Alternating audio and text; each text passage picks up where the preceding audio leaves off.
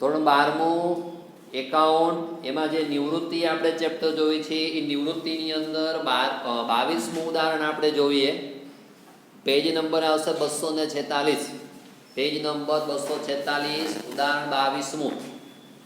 તો પહેલાં જો આપણે રકમ વાંચીએ, પી ક્યુ અને આર સરખે હિસ્સે નફો નુકસાન વેચતા એક પેઢીના ભાગીદારો છે. સરખે હિસ્સે એટલે 1:1:1. ત્રણેયનું પ્રમાણ કેવું થશે? સરખું થશે, 1:1:1.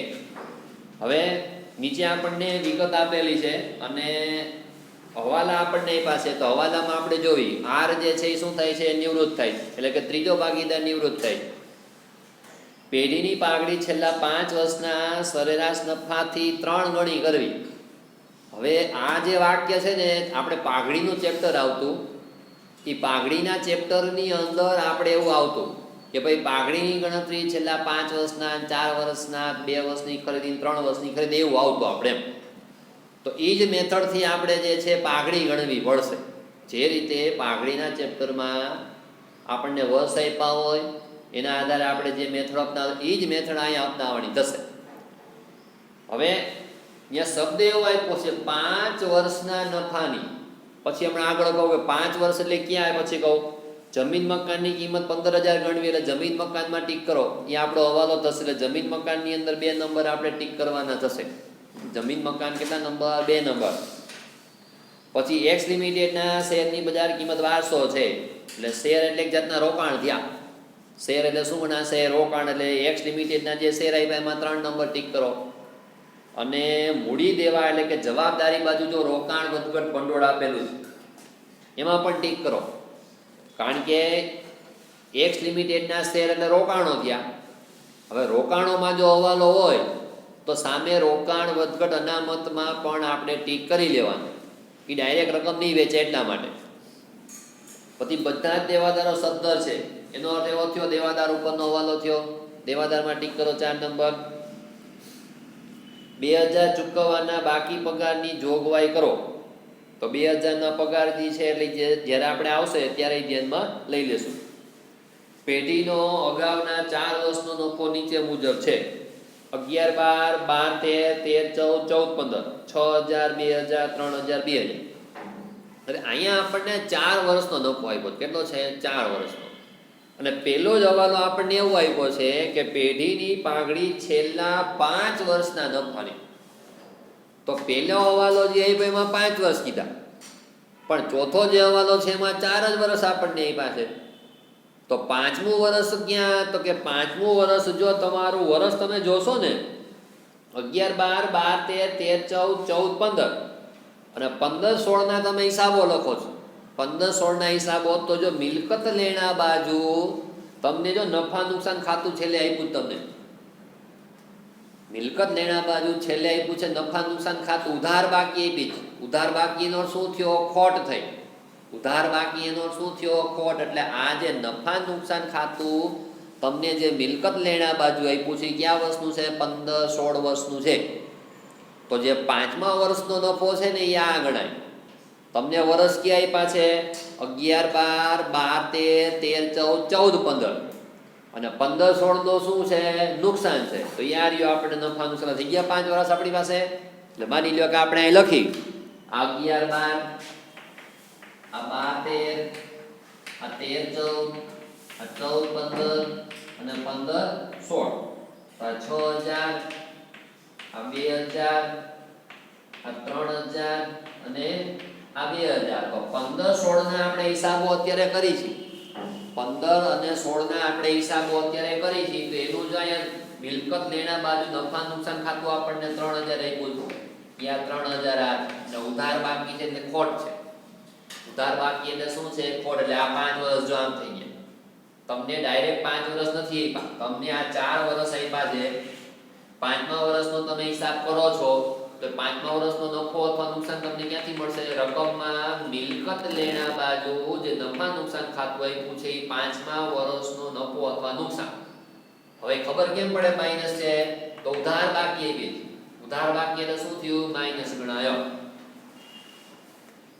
આર નો નફાનો ભાગ પી ને મળશે, એટલે આર નિવૃત્ત થાય છે.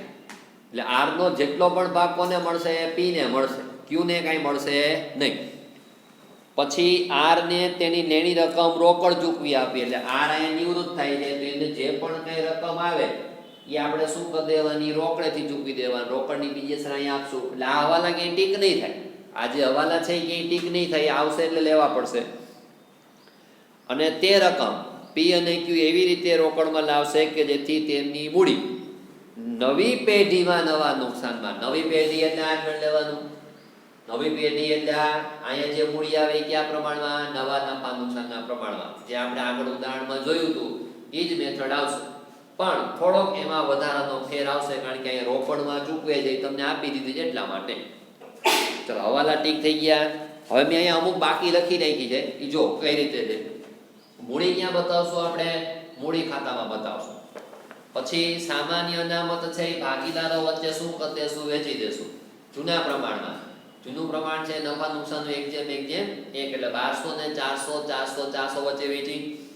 રોકાણ વધઘટ ભંડોળ છે મેં અહીંયા વેચ્યું નથી. શું કામ, કારણ કે અહીંયા શેર એટલે રોકાણ ઉપર હવાલો છે એટલા માટે રોકાણ વધઘટ ભંડોળ મેં વેચ્યું નથી.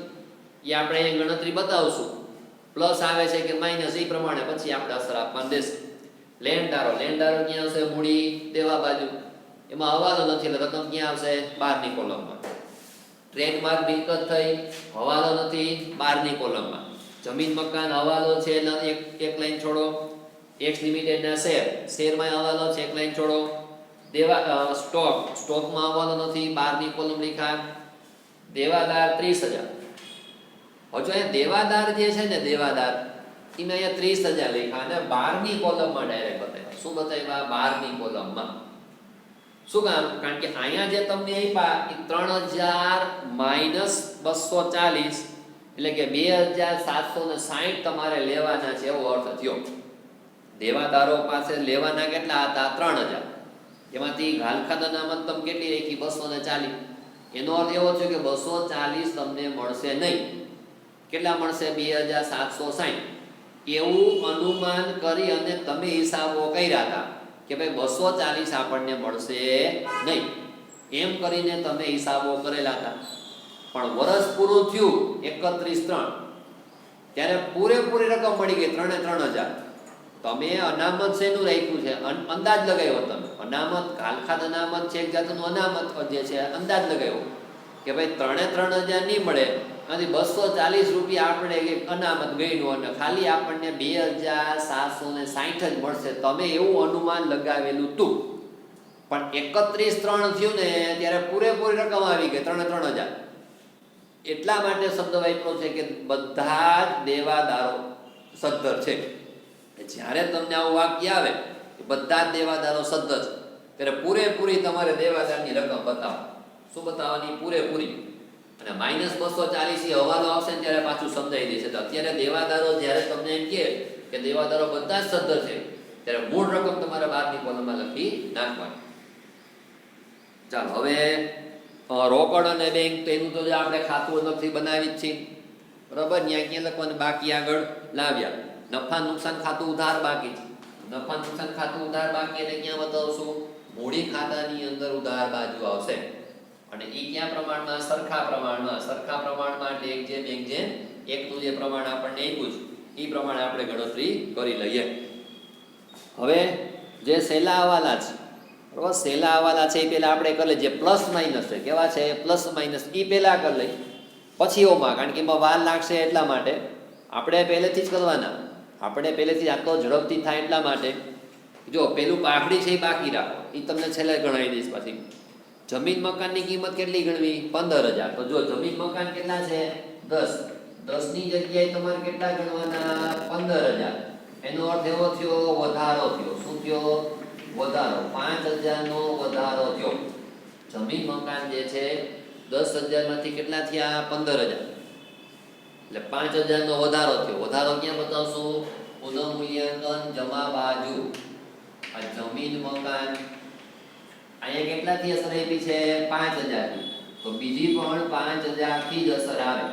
ઘણા વિદ્યાર્થીઓ ભૂલ શું કરે છે કે છેલ્લે આ 15,000 મગજમાં હોય ને, 15,000 અહીંયા લખે. 15,000 ની જેટલા પ્લસ કર્યા હોય, જેટલા માઇનસ કર્યા હોય, એટલાથી જ બીજી અસર તમારે આવે. પછી એક્સ લિમિટેડના શેરની બજાર કિંમત કેટલી છે? 1200 છે. આ શેર કેટલા છે? 1500. 1500 ની કિંમત કેટલી થઈ? 1200 થી. એનો શું થયો? ઘટાડો થયો. કેટલાનો થયો? 300 રૂપિયાનો ઘટાડો થયો. હવે શેર તમારા માટે શું કહેવાય? મિલકત ગણાય. રોકાણો છે એક જાતના. શું થયા? રોકાણ. તો હવે સામે રોકાણ વધઘટ અનામત આપ્યું છે. આપણને રોકાણ વધઘટ અનામત કેટલું આપ્યું છે? ભંડોળ 360 આપ્યું છે. તો આપણે શું કરવાનું? આ ડાયરેક્ટ અસર આ નહીં બતાવવાની ઘટાડો કરે. પણ જો અનામત આપ્યું હોય તો આ રીતે આપણે જે રીતે ગણતરી કરી છે, આપણે અહીં ગણતરી કરી છે કે પાકા સરવૈયાની રકમ કેટલી છે? 360 માઈનસ હવાલાની રકમ. હવાલામાં કેટલા આવ્યા? 300 માઈનસ કરો કેટલા આવશે? 60. જ્યારે પણ કોઈ અનામત આપેલું હોય, બરાબર, એના ઉપરનો હવાલો હોય, કારણ કે રોકાણ છે, રોકાણ ઉપર અનામત આપ્યું, ત્યારે આ જ રીતે કરવાનું. પછી હજી કારીગર અકસ્માત વળતર આવે છે, એમાં જો હવાલો હોય, અનામત હોય, તો આ જ રીતે કરવાનું. આગળ દરેક વિડિયામાં મેં સમજાવેલું. ભાઈ જવાબ કેવો આવ્યો? પ્લસ. પ્લસ આવે તો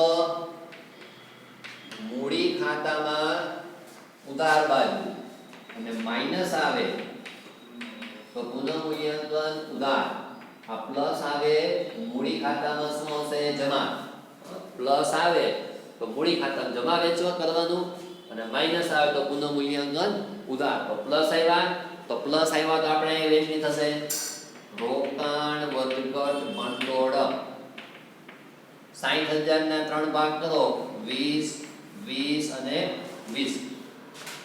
જો રોકાણો ઉપર હવાલો ન હોય તો આ જે 360 છે પૂરેપૂરા 360 વેચાતો. જો હવાલો ન હોય તો, હવાલો હોય એટલે આ રીતે આપણે ગણતરી કરવાની. પછી બધા જ દેવાદારો શબ્દ છે, એટલે જ્યારે તમને એવો શબ્દ વાપરે કે બધા જ દેવાદારો શબ્દ છે, એટલે મૂળ રકમ લખવાની, અને જે -240 આપ્યા એ તમારે અહીંયા પુનઃમૂલ્યાંકન જમા બતાવી દેવાનું. શું બતાવી દેવાનું? પુનઃમૂલ્યાંકન જમા 240. શું કામ? આપણે જો ગાલખાદ અનામત ગણ્યું હોત તો ક્યાં આપત? આ બાજુ ઉધાર બાજુ આપત. જો ગાલખાદ અનામતની ગણતરી કરી હોત તો એક અસર તમે શું કરત? બાદ કરત. અને બીજી અસર ક્યાં બતાવત? પુનઃમૂલ્યાંકન ઉધાર. પણ હવે 240 ની જરૂર જ નથી. હવે તમે જે બાદ કરી નાખ્યા કે હાલો આપણને શું થશે? નુકસાન થશે, એમ તમે બાદ કરી નાખ્યા. પણ 240 તો તમને મળી ગયા તો ફાયદો થયો. ફાયદો થાય શું આવે? પુનઃમૂલ્યાંકન જમા બાજુ આવે.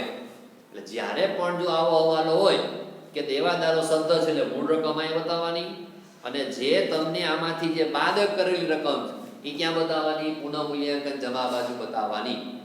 શું કામ? કે તમે પેલા એવું નક્કી કર્યું હતું કે 240 આપણને મળશે નહીં.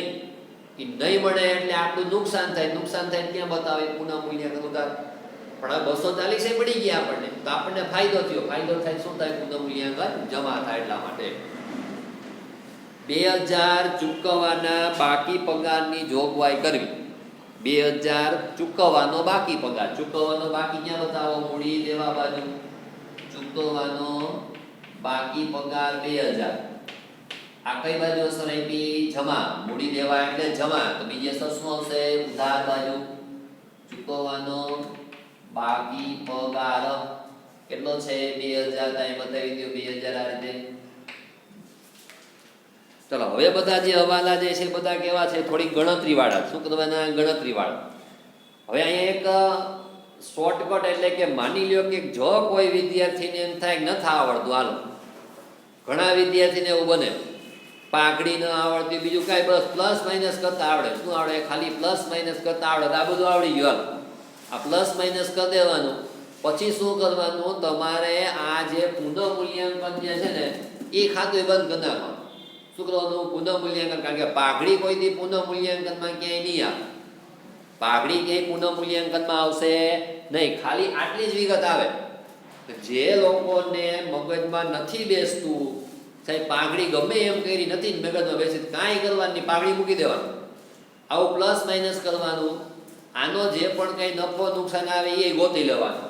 આમાંની લ્યો કે અહીંયા સરવાળો વધે તમારો, 5240 આ 5240 તમે મૂકો એટલે 3240 આ તમારો શું થશે નફો તો પી ક્યુ અને આર શું થશે પી ક્યુ અને આર આ ત્રણેય વચ્ચે તમે વેચી દેશો એટલે આના ત્રણેયના શું થશે 1080 આને ક્યાં મૂકી દેશો આમ ક્રોસમાં મૂકી દો આને શું મૂકી દેવાનું ક્રોસમાં એટલે 1080 આ 1080 આ પાઘડી ગણવાની નહીં જેને 33 માર્ક લેવા એની જ વાત થાય જો બીજા નહીં બાકી આખો દાખલો ગણવાનો હવે આટલું કરો ને તોય તમે જો કેટલા માર્ક મળે 1 2 3 4 5 6 7 8 9 આ 10 11 12 13 14 15 16 17 એટલે 16 એન્ટ્રી ગણો કેટલી 16 એટલે 4 એન્ટ્રી 1 માર્ક હોય 4 એન્ટ્રી 1 માર્ક હોય 16 એન્ટ્રી થઈ ચોકે ને 16 4 માર્ક તમને આરામથી મળી જાય પણ એટલું વ્યવસ્થિત આવડવું જોઈએ બરાબર હવે આપણને ખબર છે પાઘડી નથી આવડતી તોય ઘણા બુદ્ધિશાળી વિદ્યાર્થીઓ પાઘડીની અસર આપે ખોટી આપે ખબર જ છે કે નથી આવડતી તોય આપે આય ખાતું બંધ કરે આય કરે પછી જવાબ ન આપે ટાઈમ બગાડે એવું કરવાનું જ નહીં નથી ખબર આવડતી તો એના કરતાં આટલું જ કરવાનું બસ મૂકી 4 માર્ક તો આરામથી આવી જાય પણ આ સાચું હોવું જોઈએ બધું પાછું તો મળશે બાકી નહીં મળે હા પછી એમાં રહી જાઓ પાછા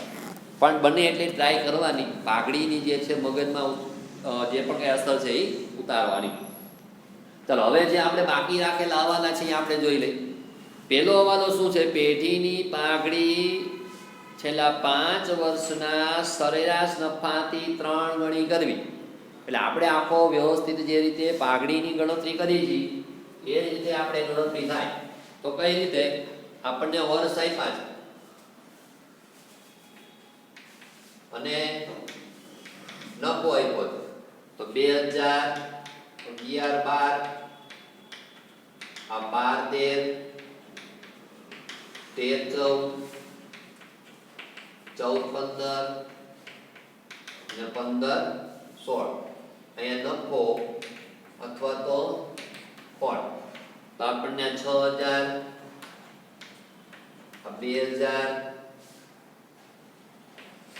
3000 2000 અને પાંચમા વર્ષનું આપણે ક્યાં લેશું આજે નફા નુકસાન ખાતું એ પણ મિલકત લેણા બધું નફા નુકસાન ખાતું 3000 એ 3000 પણ એ કેવા બતાવશું માઈનસ બતાવશું શું છે માઈનસ ઉધાર બાજુ એકવી જેટલામાં આનો શું કરવાનો સરવાળો એટલે જે પ્લસ છે એનો સરવાળો કરશે 6 ને 2 8 8 ને 3 11 ને 2 13 એમાંથી આ 3000 શું કરી દેશું માઈનસ એટલે કેટલો સરવાળો થયો 10000 સરવાળો થયો આ પાઘડીનું પહેલું સ્ટેપ બીજું સ્ટેપ આપણે સરેરાશ નફો શું લેશું સરેરાશ નફો તો કુલ નફો ભાગ્યા કુલ વર્ષ તો 1 2 3 4 ને 5 એટલે કેટલા થયા 2000 અને હવે પાઘડી ગણો પાઘડી બરાબર આ સરેરાશ નફો ગુણ્યા ખરીદીના વર્ષો કેટલા પાસે 3 ગણી કીધી શું કીધી છે 5 વર્ષના સરેરાશ નફા તો 5 વર્ષનો આ સરેરાશ નફોની 3 ગણી એટલે ગુણ્યા 3 દસ એટલે કેટલી પાઘડી થઈ 6000 ની પાઘડી થઈ તમને પાછળ જે જવાબ આપ્યો છે ને એમાં આ જ વસ્તુ આપી પણ એને આમ શું કર્યું આડો સરવાળો કર્યો જો એમાં તમને જે જવાબ આપ્યો ને એ જવાબમાં જો સરેરાશ નફો એટલે 6000 પ્લસ 2000 પ્લસ 3000 પ્લસ 2000 માઇનસ 3000 તો આપણે એ જ કર્યું જો 6000 2000 3000 2000 પ્લસ કર્યા આ બધાનો સરવાળો કેટલો થાય 13000 માઇનસ 3000 એટલે કેટલા થયા 10000 એ 10000 ને શું કર્યા 5 વડે ભાગાકાર કર્યો એને શું કર્યું આડું કર્યું પણ આપણે એ મેથડ કોઈ દી કરી ન એટલે આપણે મગજમાં ન બેસે પણ છે આ જ વસ્તુ જે આપણે પાઘડી ગણતરી કરી છીએ એ જ વસ્તુ આવડી આ છે આપણે ઊભું કરવાનું 5 વર્ષનો સરવાળો કરવાનો એને વર્ષ વડે ભાગાકાર કરવાના જે નફો આવે એને આપણે જે રીતે આગળ ગણતરી કીધી હોય એ પ્રમાણે ગણતરી કરવાની તો પાઘડી કેટલી એવી આપણે 6000 ની પાઘડી એવી કેટલી એવી 6000 ની હવે જો દાખલામાં આ 6000 ની જે પાઘડી આવી છે એ કુલ પાઘડી થઈ કઈ પાઘડી થઈ કુલ પાઘડી થઈ તો હવે આગળ જે દાખલામાં આપણે કરતા કે જ્યારે કુલ પાઘડી આપી હોય, કઈ પાઘડી કુલ આપી હોય, ત્યારે શું કરવાનું? નિવૃત્ત થનારની પહેલાં પાઘડી ગણવાની. તો પાઘડી આપણને કેટલી આપી છે? આ 6000ની પાઘડી આપી કુલ. ડાયરેક્ટ નથી આપી 6000 પાઘડી એમ, પણ ગણતરી કરી. તો હવે આમાંથી નિવૃત્ત થનારની જે પાઘડી છે આપણે ગણવાની. તો નિવૃત્ત કોણ થાય છે? આર નિવૃત્ત થાય છે.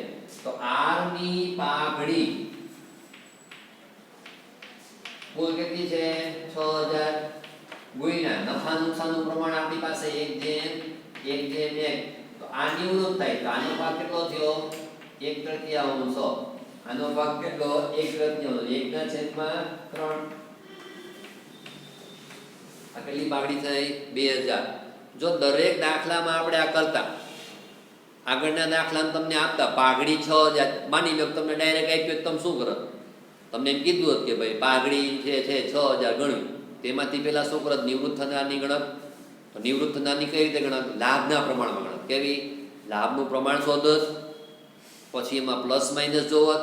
પ્લસ આવે તો આપણે શું કરી? નિવૃત્ત થનારો એની પાઘડી ગણી, માઇનસ હોત તો પૂરેપૂરી પાઘડી. તો અહીંયા કઈ ત્યાગ લાભ તમે જુઓ કે અહીંયા નિવૃત્તિમાં છે ને, જો કાંઈ ન આપ્યું હોય ને, આ તમને ખાલી જૂનું પ્રમાણ આપ્યું. કયું પ્રમાણ આપ્યું છે? જૂનું પ્રમાણ. બીજી કાંઈ માહિતી ન હોય. આગળના દાખલામાં આપણને આપતા નવું પ્રમાણ આપી દેતા એટલે આપણે લાભ ગણતા. અહીં કંઈ આપ્યું છે?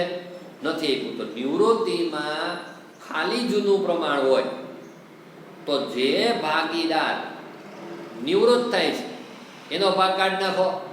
જે ભાગીદાર નિવૃત્ત થાય એનો ભાગ કાઢી નાખો, એ તમારું નવું પ્રમાણ થઈ જાય. એ તમારું કયું પ્રમાણ થઈ જાય? નવું પ્રમાણિત કહેવાય. લાભનું પ્રમાણિત થાય. તમને વિકલ્પમાં ઘણી વખત આવે. શું પૂછાય? વિકલ્પમાં 3 આપણે આપ્યું હોય, 3 જેમ 2 જેમ 1 આપ્યું, ચાલો, અને તમને એમ કે આ જૂનું પ્રમાણ અને આ ભાગીદાર નિવૃત્ત થાય તો નવું પ્રમાણ શોધો. તો આ કાઢી નાખવાનું, બાકીનું વધુ શું આવે? નવું પ્રમાણ થઈ જાય. એટલે અહીંયા આપણે 1:1 કેવું છે? જૂનું પ્રમાણ. કેવું છે? જૂનું પ્રમાણ. તેમાંથી આ કાઢી નાખો, બાકીનું કોઈ 1:1 પ્રમાણ થઈ ગયું. તો હવે કીધું છે આપણને શું એમાં કે હવે આ પાઘડી કોની વચ્ચે વેચશો? પી અને ક્યુ ને. પણ આપણને એવું કીધું છે કે આર નો નફાનો ભાગ કોને મળશે? પી ને જ મળશે. આર નો નફાનો ભાગ કોને મળશે? પી ને જ મળશે. તો આર નો ભાગ કેટલો થયો? આ 2000 કોને મળશે? ખાલી પી ને જ મળશે. તો હવે અહીંયા પાઘડીમાં જાય તે જમા, બરોબર? તો કોણ જાય છે? આર જાય. તો આર નું ખાતું જમા થાય. પી નું ખાતું શું થશે? ઉધાર. પી ના મૂડી ખાતે ઉધાર 2000 અને આર ના મૂડી ખાતે જમા 2000. શું કામ એક જ ભાગીદાર અહીંયા મેં લીધો? કારણ કે આપણને હવાલામાં કીધું છે આર નો ભાગ કોને મળશે? પી ને મળશે. એટલે ખાલી પી ને જ મળશે એટલા માટે. નકર આપણે બે ભાગીદાર કરો.